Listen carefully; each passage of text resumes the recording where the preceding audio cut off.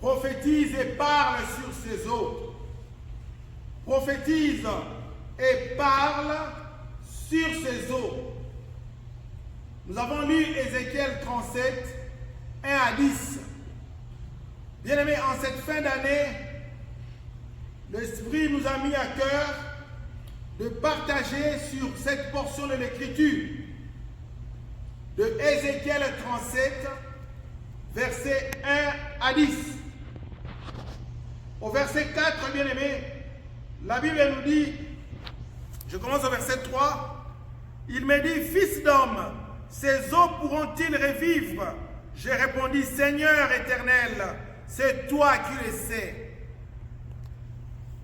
Il me dit, verset 4, il me dit, prophétise sur ces eaux, tu leur diras, ossements desséchés, écoute la parole de l'Éternel. Bien-aimés dans le Seigneur, la Bible déclare, il y a un temps pour tout. Un temps pour dormir, un temps pour se réveiller, un temps pour prier, un temps pour travailler, un temps pour marcher, un temps pour s'asseoir. Nous sommes, bien-aimés, à la fin de l'année 2023 et au seuil de l'année 2024 bientôt. Alors, je voudrais vous dire que, en tant que chrétiens, nous ne devons pas subir l'avenir, mais nous devons influencer l'avenir. Il est temps aujourd'hui, bien-aimés dans le Seigneur, que nous puissions prophétiser sur 2024. Nous préparons 2024 maintenant. Nous préparons notre avenir maintenant. Plusieurs d'entre nous ont un certain âge. Nous étions jeunes, nous avons prié. Le Seigneur nous a fait grâce. Nous avons franchi beaucoup d'étapes jusqu'à aujourd'hui. Mais bien aimés, il y a encore un chemin à parcourir. Vous avez encore du chemin à parcourir dans le Seigneur. Raison pour laquelle, bien aimés, il faudrait prophétiser sur son avenir. Il faudrait prophétiser sur 2024. Ce que je vais te dire, ces jours, est que sois le prophète de ta vie. Alléluia. Sois le prophète de ta vie, bien-aimé. Si tu ne prophétises pas sur ta vie, tu risques d'échouer. Si tu ne prophétises pas sur tes enfants, ils risquent d'échouer. Nous devons prophétiser sur eux. C'est vrai que nous avons des serviteurs de Dieu. Vous avez des serviteurs de Dieu autour de vous qui prophétisent sur vous. C'est une bonne chose. Mais ça, ce sont des prophéties que je qualifierais de spéciales. Mais nous-mêmes, nous devons être aussi au front pour prophétiser pour nos vies. Nous devons dire ce que nous voulons devenir. Bien-aimés, s'il y a quelque chose que Dieu nous a donné de précieux, c'est la parole. Dieu a privé la parole aux animaux. Il a privé la parole aux insectes. Il a privé la parole aux arbres. Il a privé la parole aux eaux, aux montagnes. Mais Dieu a donné la parole à l'homme. La Bible dit, au commencement était la parole était avec Dieu, la parole était Dieu.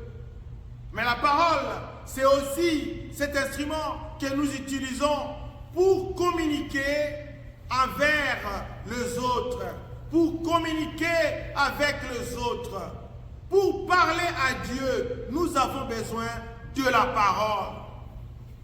Mais ces jours, bien-aimés, le Seigneur voudrait te dire que tu dois parler sur ton avenir, tu dois parler sur ton travail, tu dois parler sur ton mariage, tu dois parler sur ta santé, tu dois parler sur ton avenir, tu dois parler sur tes activités, tu dois parler pour que les choses changent, bien-aimé. Si tu ne parles pas, rien ne changera. Tu dois parler.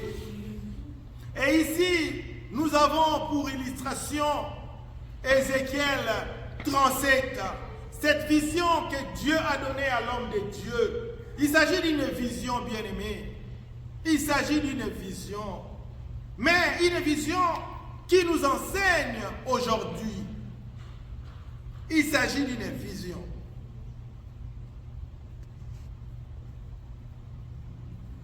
La Bible nous dit, la main de l'Éternel fut sur moi. Et l'Éternel me fit sortir en esprit et me déposa dans les milieux de la vallée. Celle-ci était remplie d'ossements. Dieu a montré à son serviteur un tas d'ossements rassemblés dans une vallée. D'ossements desséchés, d'hommes sans vie. La Bible dit, il me dit, passez auprès d'eux tout autour. Or, ils étaient très nombreux à la surface de la vallée et très secs. Bien aimé, ces ossements, si nous lisons bien ces textes, nous allons comprendre que ces ossements dataient de très longtemps. Alléluia. Amen. Ces ossements dataient de très longtemps. Ils étaient desséchés, ils étaient durs, ils étaient vieux.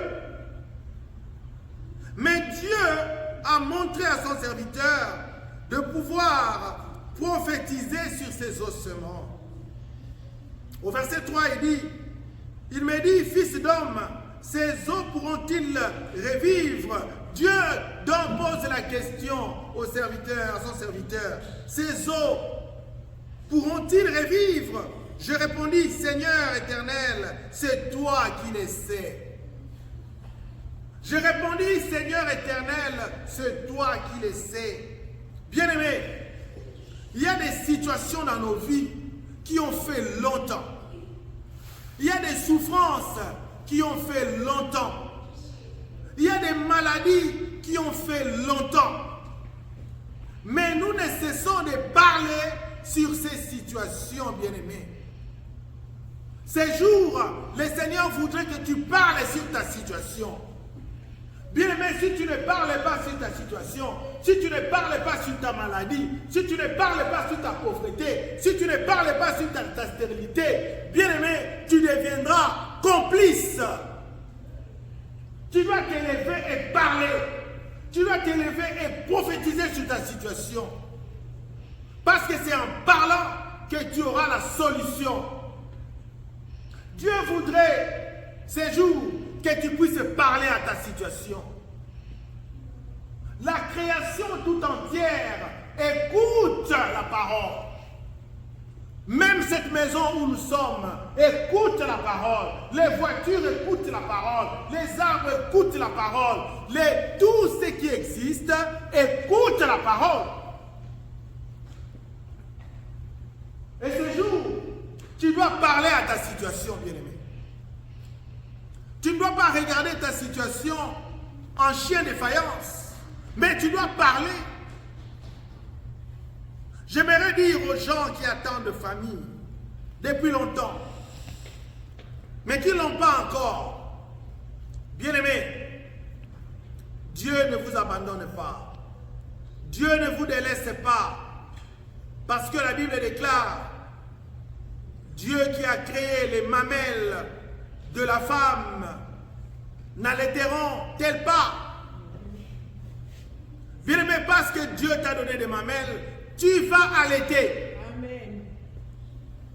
Parce que Dieu t'a donné l'intelligence, tu dois travailler. Bien-aimé, apprenons à parler aux situations. Nous sommes encore en 2023. Bientôt, nous serons en 2024. Parlons sur nos situations. Dis-toi, en 2024, j'aurai un enfant. En 2024, j'aurai du travail. En 2024, je serai en bonne santé. En 2024, ça ne sera pas comme maintenant. Parlons et prophétisons. Lorsqu'on parle de parler ici, on parle de déclarer. Parce qu'il y a parler et parler. Lorsque tu parles à ton ami, ça n'a pas forcément une onction. Mais prophétie, nous devons parler avec onction. Et pour arriver à parler et à prophétiser, il faut en avoir marre. Bien-aimé, tu dois en avoir marre de vivre des situations difficiles. Tu dois en avoir marre d'être chômeur. Tu dois en avoir marre d'être célibataire. Tu dois en avoir marre d'être stérile. Tu dois en avoir marre d'être pauvre. Tu dois en avoir marre de marcher à pied. Tu dois en avoir marre. C'est lorsque tu en as marre que tu comprendras que tu as besoin de changer ta situation. Et j'aime cette parole que j'ai entendue auprès de beaucoup d'hommes de Dieu. Si tu changes ta position, Dieu changera ta situation. Amen. Si tu changes ta position, Dieu changera ta situation. Bien-aimé, ta situation ne va pas changer en restant à la maison sans prier. Ta situation ne va pas changer, bien-aimé, en dormant toujours sans prier. Bien-aimé, pour que ta situation change, tu dois changer ta position, tu dois changer tes habitudes, tu dois changer ta façon de prier, tu dois changer ta façon de gêner, tu dois changer ta façon de servir Dieu. Prophétise et parle sur ta situation. Bien-aimé, je suis plus que convaincu que si tu comprends cette parole, toi qui reçois cette parole par la grâce de Dieu, par le canal des réseaux sociaux, tu dois parler à ta situation. Tu dois parler.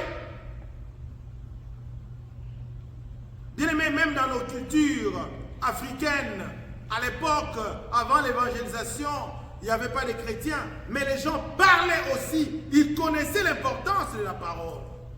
Mais à combien plus forte raison, nous qui sommes dans le Seigneur, nous qui sommes dans les Seigneurs, nous ne parlons pas en vain. Nous parlons avec les Écritures. Nous parlons avec les versets bibliques.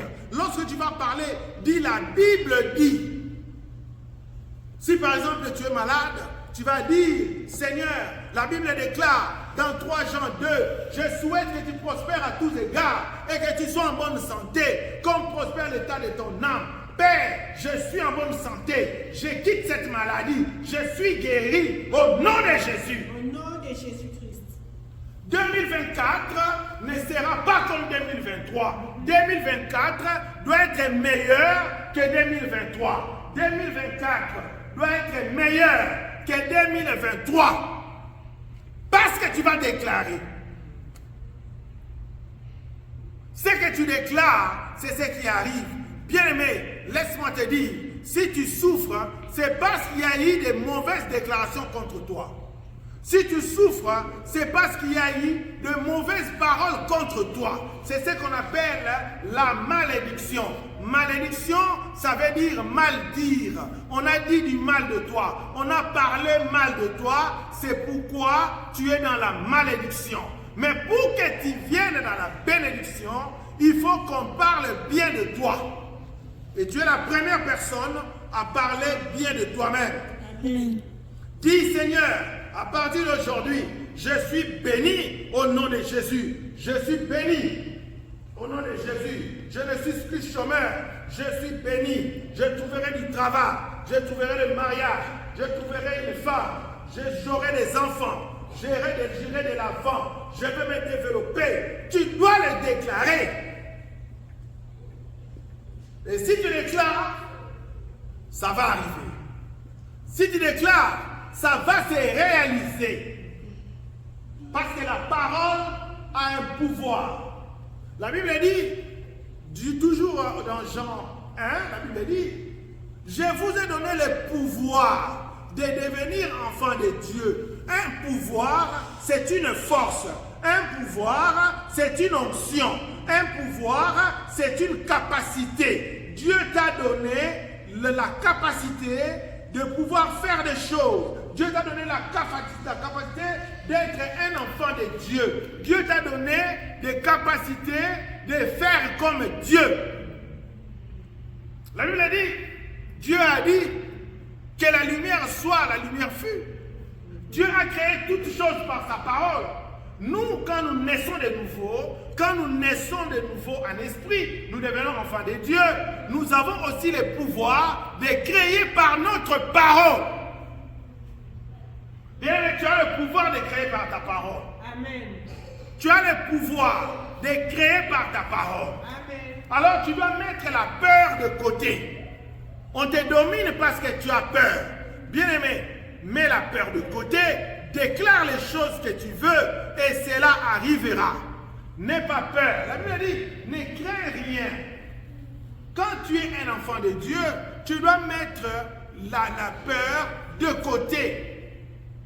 Tu dois commencer à mettre la peur de côté. La peur ne vient pas de Dieu, mais la peur vient du diable. Lorsque tu n'as pas peur, tu déclares quelque chose, cela arrivera. Rappelez-vous quand Jésus était dans la barque. Quand Jésus dormait dans la barque, la Bible dit, les disciples étaient dans la barque. Et la barque était en train de couler. La barque était en train de couler, ou c'est pas moi, de bouger dans tous les sens, parce qu'il y avait une grande tempête. Il y avait une grande tempête, bien-aimés. Mais lorsque la tempête soufflait, la tempête bougeait les navires, la tempête bougeait la barque, tellement que les disciples ont commencé à avoir peur. Les disciples ont eu peur. Mais pendant ces temps, notre Seigneur dormait. Alléluia. Jésus dormait dans la même barque. Jésus avait même un coussin, dit la Bible. Il dormait. Dormait-il réellement? Je ne sais pas. Faisait-il semblant? Je ne sais pas aussi. Mais la Bible dit Jésus dormait. Et un des disciples l'a réveillé. Il a dit, Seigneur, ne faut-il pas que nous périssons? Et si vous regardez cette phrase, vous verrez vraiment que le disciple ou l'apôtre qui l'a réveillé était en émoi, était en peur. Il avait peur et en même temps, il était en colère. Parce que eux voulaient chavirer, mais Jésus ne se réveillait pas. Vous savez, quand il y a un danger, et à côté de vous, il y a quelqu'un qui dort, ça énerve. Ça énerve parfois. Mais comment lui ne sait pas qu'il y a un danger ici? Et de dire quoi? C'est Jésus.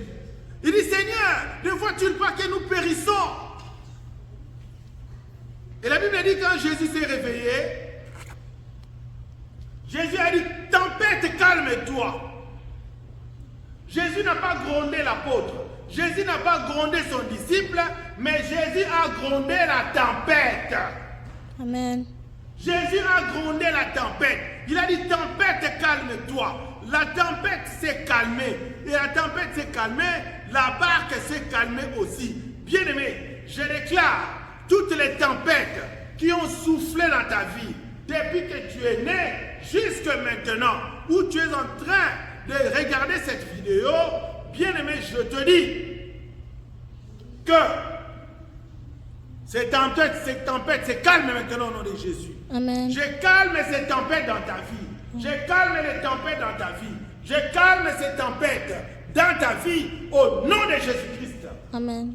Je calme la tempête de la maladie dans ta vie. Je calme la tempête du chômage. Je calme la tempête de la stérilité. Je calme la tempête de la mort. Je calme toute espèce de tempête dans ta vie.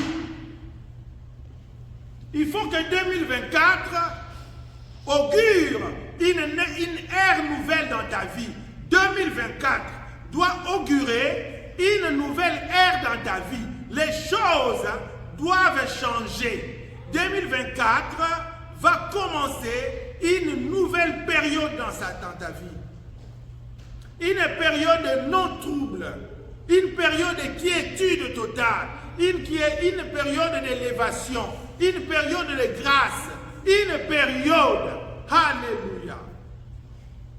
Oh bien-aimé dans le Seigneur. Prophétise et parle. Prophétise et parle. Dieu voudrait que tu prophétises sur ta vie. Bien-aimé, Ne continue pas à regarder la situation que tu vis comme normale. Ne continue pas à regarder ta maladie comme normale. Ne continue pas à regarder ta stérilité comme normale. Non, bien-aimé, ce n'est pas anormal. Dès lors que tu comprends que ce n'est pas normal, tu dois t'élever et parler sur cette situation. Tu dois prophétiser sur cette situation pour que la situation change. Ce que je dis, ce ne sont pas des racontards, ce ne sont pas, je ne sais pas moi, des théories, mais ce que je dis, c'est ce que je pratique, et c'est ce que j'ai pratiqué, c'est ce qui m'a donné la victoire. Amen. Il faudrait que toi aussi, tu aies la victoire. Il faudrait que tu aies la victoire, bien-aimé. Il faudrait que tu aies la victoire. Dans tous tes combats, aie la victoire. Il faudrait que tu aies la victoire. Oh mon Dieu, mon roi. Prophétise et parle sur les situations qui te font pleurer. Prophétise et parle sur les situations qui te font reculer. Prophétise et parle sur la situation qui te fait souffrir. Parce que la volonté de Dieu est que toi tu sois béni. La volonté de Dieu est que toi tu ailles de l'avant. Là, tu ailles de l'avant plutôt. La volonté de Dieu est que toi tu aies un mariage. La volonté de Dieu est que toi tu fondes une famille. La volonté de Dieu est que tu aies des enfants. La volonté de Dieu est que tu aies un bon travail. La volonté de Dieu est que tu sois béni. Dieu veut avoir des enfants épanouis. Il veut avoir des enfants qui sont bénis. C'est pourquoi la Bible déclare: l'Éternel est mon berger. Je ne manquerai de rien. Amen. L'Éternel est mon berger. Je ne manquerai de rien. Voilà la volonté de Dieu. Dieu voudrait que nous puissions manquer de rien. Mais qui fait manquer des choses dans ta vie? S'il y a des choses qui manquent dans ta vie, ce n'est pas la volonté de Dieu. La volonté de Dieu est que tu puisses avoir la vie et que cette vie soit en abondance. La Bible dit: le voleur ne vient que pour dérober, égorger et détruire. Mais moi je suis venu afin que le brebis ait la vie et qu'elle soit dans l'abondance. Bien-aimé, la volonté de Dieu est que tu mènes une bonne vie. Mais si jusque-là, tu n'as jamais expérimenté cela, c'est parce que tu es sous l'emprise du malin. Tu es sous l'emprise du diable. Et il faudrait que tu sortes de cette emprise. Et que pour sortir de cette emprise, la première des choses, si tu n'as jamais reçu Jésus dans ta vie comme Sauveur et Seigneur, il faudrait que tu le fasses. Il faudrait que tu reçoives Jésus comme Sauveur et Seigneur et que tu fréquentes une église vivante. Tu fréquentes une église où la parole est prêchée dans son intégralité et dans toute sa puissance. C'est important. Je rappelle ici le thème: prophétise et parle sur ces eaux. Bien-aimé, lorsque tu auras prophétisé et parlé, beaucoup de choses vont changer dans ta vie. Et 2024 est devant nous. Dieu nous donne une occasion pour expérimenter sa gloire. Dieu nous donne le temps de pouvoir prier pour 2024. Bien-aimé, tu as peut-être perdu beaucoup de temps. Tu as peut-être perdu beaucoup de temps. Bien-aimé, ne perds plus le temps. Ne perds plus le temps, bien-aimé. Tu as perdu beaucoup de temps. Le temps est précieux. Je ne sais pas dans quel pays tu te trouves, mais le temps est vraiment précieux. En anglais, on dit time is money. Le temps, c'est l'argent. En un laps de temps, tu peux gagner autant d'argent. En un laps de temps, tu peux être béni. Mais c'est à toi de décider. Tu as pris la décision de ne pas aller à l'église. Tu penses que c'est une bonne décision? C'est une mauvaise décision. Bien-aimé, tu dois avoir une église. Tu dois avoir un pasteur. Tu dois avoir un encadreur spirituel. Et aussi, tu dois servir l'Éternel. Car la Bible dit Allez, faites de toutes les nations des disciples, les baptisant au nom du Père, du Fils et du Saint-Esprit. J'ai l'habitude de dire, bien aimé, je l'ai dit la fois passée, je le dis encore aujourd'hui. Dieu ne nous a pas appelés pour être des figurants à l'église. Dieu ne nous a pas appelés pour être des chômeurs à l'église. Dieu ne nous a pas appelés pour, c'est pas moi, tourner les pouces à l'église. Mais Dieu nous a appelés pour le servir. Bien-aimé, regarde, depuis tout ce temps, tu ne connais pas dans quel département tu peux servir le Seigneur. Mais c'est grave.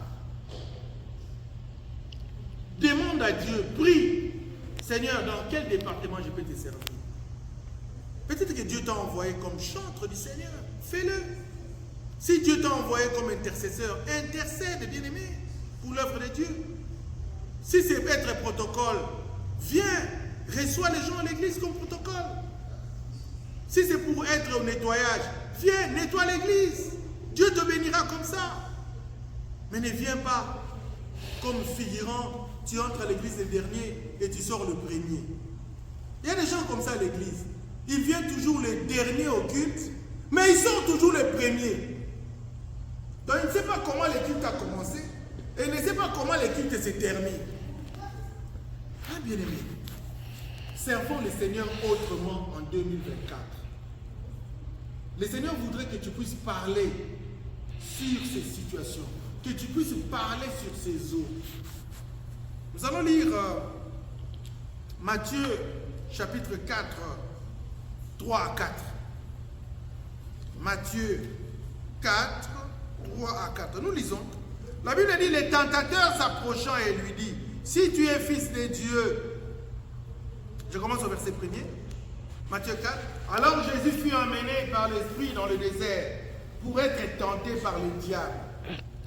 Il jeûna 40 jours et 40 nuits. Puis il eut faim. Les tentateurs s'approcha et lui dit, si tu es fils de Dieu, ordonne que ces pierres deviennent de pain.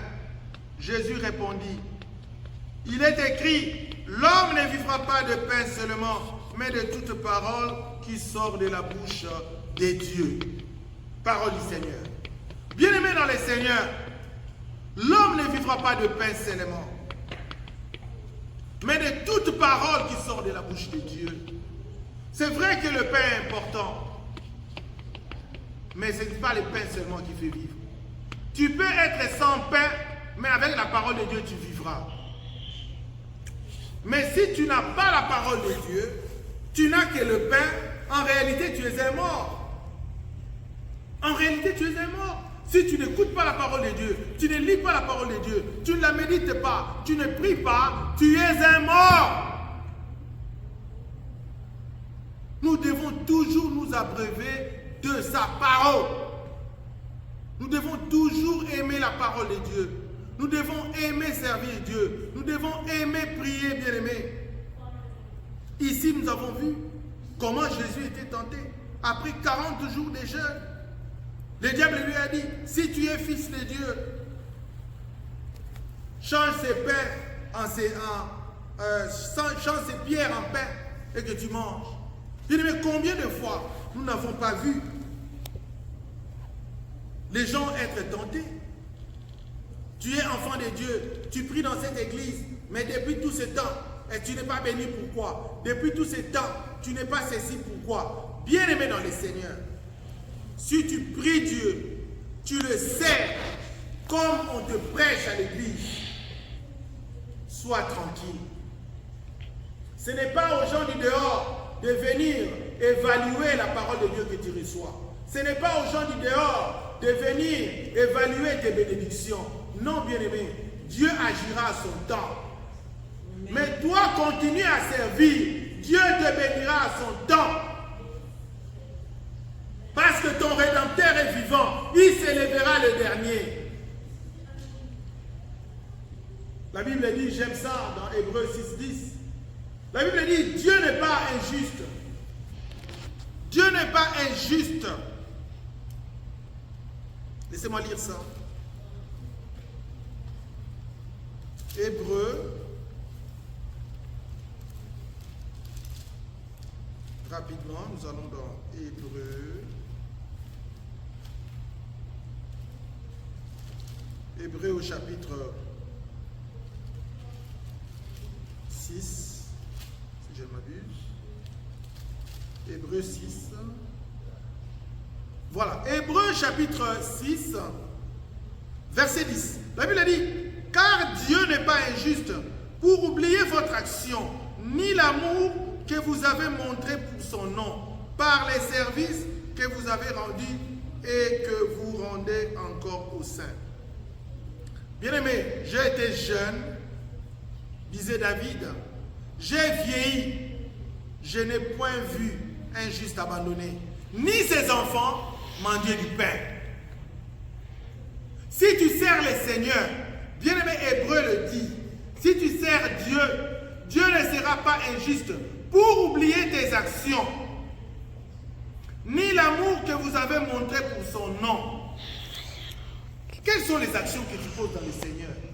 Quel est l'amour que vous montrez dans l'œuvre de Dieu? Dieu n'est pas injuste, bien-aimé. Dieu n'est pas injuste.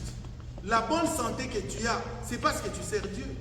Les enfants que tu as, c'est parce que tu sers Dieu. La longévité que tu as, c'est parce que tu sers Dieu. Et la Bible dit, vous me servirez, je bénirai votre eau et je bénirai votre pain. Bien-aimé dans le Seigneur, vous qui hésitez encore, en 2023 tu as hésité, mais je t'encourage, à partir de maintenant, de prendre une décision de servir ton Dieu. C'est important. Cela va de ta bénédiction, cela va de ta destinée. Je reviens rapidement pour clôturer dans Ézéchiel. Je reviens dans Ézéchiel. La Bible dit, ainsi parle le Seigneur l'Éternel à ses eaux. Voici que je vais faire venir en vous un esprit et vous revivrez. Bien-aimé, je déclare que les choses vont revivre dans ta vie. Que tout ce qui était mort dans ta vie revive au nom de Jésus. Amen. Que tout ce qui était mort dans tes activités revive. Que tout ce qui était mort revive. 2024 ne sera pas comme avant. 2024 ne sera pas comme 2023. J'en profite pour prophétiser sur le Congo. Je déclare que le Congo de 2024 sera meilleur.